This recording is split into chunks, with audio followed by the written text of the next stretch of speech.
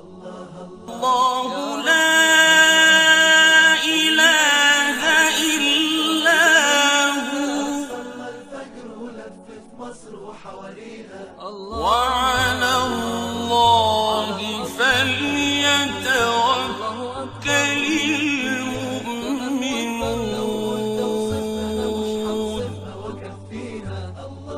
Ibn Rajab al-Hanbali, he died in 795 years after the Hijrah. In his book Tabaqat al-Hanabila, he wrote a story.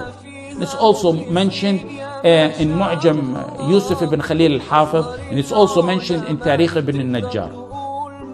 So Ibn Rajab al-Hanbali mentions the story about Al-Qadi Abu Bakr Muhammad ibn Abdul Baqi ibn Muhammad al-Bazzaz al-Ansari.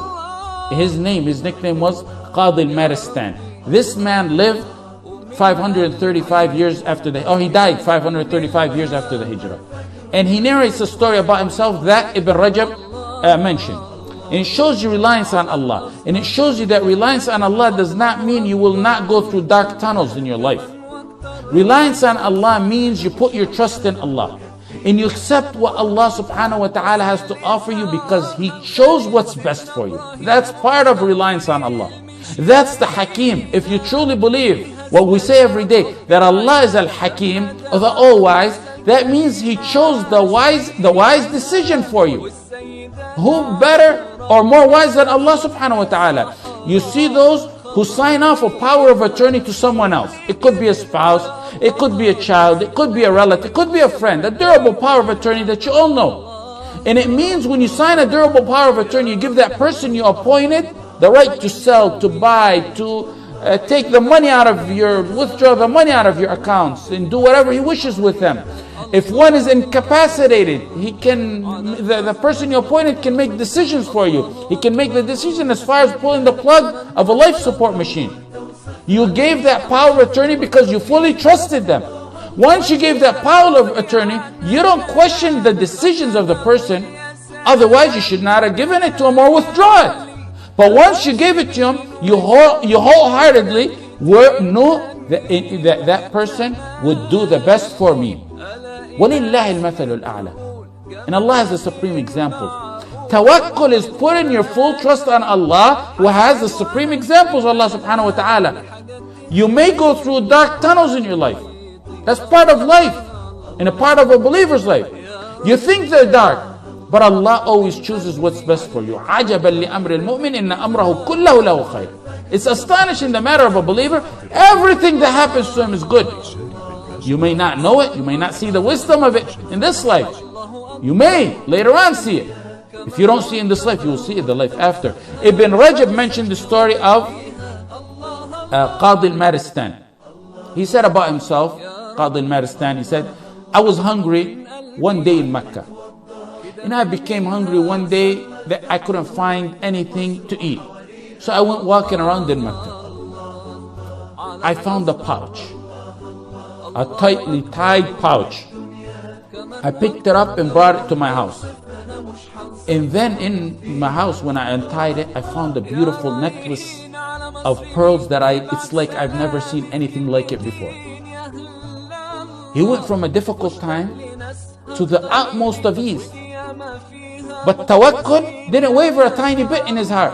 Full tawakkul on Allah when he was walking around hungry. And the same tawakkul now that he's a millionaire. It didn't last for long.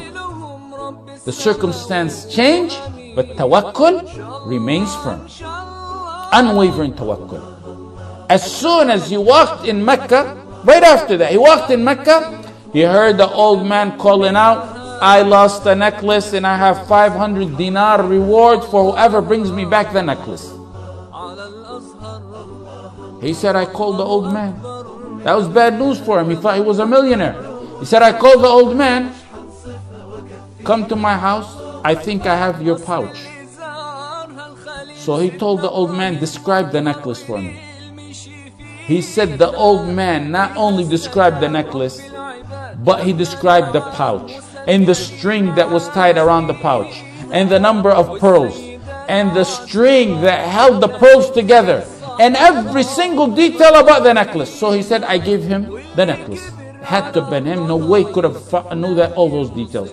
And he handed me 500 dinar. And just as I was about to take it, I thought to myself, he said, I don't deserve this. And I refused the reward. The man kept insisting on giving the reward. And it was as if Abu Bakr wanted to keep his reliance on Allah totally, refusing the reward for something he felt he really didn't deserve. He didn't do nothing to deserve that money. So the old man took the reward and left. Qadi al-Maristan, whose name's Abu Bakr, Kunya Abu Bakr, said, I left Mecca after that. And I took the ocean. And on the way, the ship began to sink. All the money on board sunk. And many of the passengers, most of them, died. He said, I seen a small raft while I was in the water. I held on to it. And the wind kept blowing me for such a long time until I got to an occupied island. When I landed on the island, he said, I immediately headed to the masjid, finding that there's no one there. So I began to recite Quran. The people attended the masjid. They came to me, stranger in town. They asked, could you teach us Quran? They seen him recite it. Could you teach us Quran? He said, yes. And then they began to overwhelm him with gifts. Then he said, I seen pages in the masjid one day, so I began to read in them, pages of the Quran. They said, you even know how to read and write? He said, yes. They told him, will you teach us and our children how to read and write? And they began to learn from him how to read and write, and also they showered him with gifts. Then they told him one day, after being there for some time, we have this problem. We have this young orphan girl. She has recently been orphaned. Her father died, and we want you to marry her. This was a tactic they did to try to keep him in town and attached to the town, so he will not think of ever leaving them. He resisted. He wasn't even thinking about marriage. But based on their insistence, he said, I agree to marry her.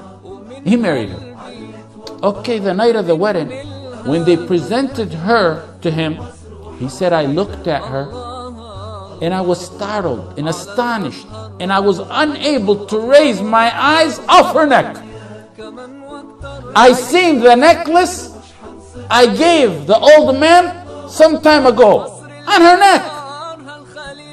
This is a true story, authentic story. He wasn't looking at his new bride's face, even though she's mentioned as being one of the most beautiful women in that town, in that island. The relatives around him said, you broke that orphan's heart. How could you look at the necklace and not at her? You're breaking her heart. It's like you're saying she's ugly by your looks. He said, I began to tell them the story of how I found that necklace on her neck, and how I returned it to some old man in Mecca, and how I left Mecca, and then the ship sunk, and how I arrived to their island. I told them the whole details of the story. They began to shout and cry, La ilaha illallah, Allahu Akbar, La ilaha illallah, Allahu Akbar. And the crowds in the town began to gather. He said, why are you people doing this, and why are you astonished? They told him, the man you gave the necklace to is the father of this girl.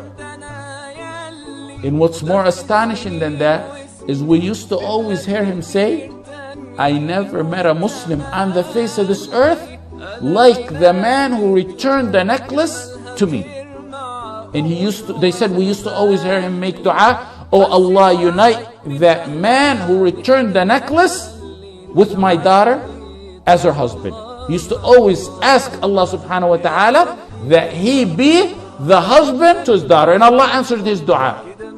This is what happens with tawakkul. During hard times, your tawakkul needs to go unwavering, and that light will reappear at the end of the tunnel. Tawakkul is your source of ease and happiness in both difficult and happy times. That's not the end of the story. Look it, from tunnel to tunnel.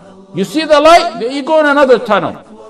He said, I lived with her a very nice life. and Allah blessed me with 2 children. Tawakkul, through ease and hardship. Then she died. His wife died. Another hardship. So he said, me and my sons inherited the necklace. Then my 2 children died. Another hardship, but no, tawakkul still there. He said, then I sold the necklace for 100,000 dinar. And that's where I got the wealth. He was explaining later on how he got the wealth he has. وَمَنْ يَتَّقِ اللَّهَ يَجْعَلْ لَهُ مَخْرَجًا. Whoever fears Allah and keeps his duty to Allah, Allah will always find him a way out from every single difficulty you can imagine. وَيَرْزُقْهُ مِنْ حَيْثُ لَا يَحْتَسِبْ. He will provide him from sources he never imagined.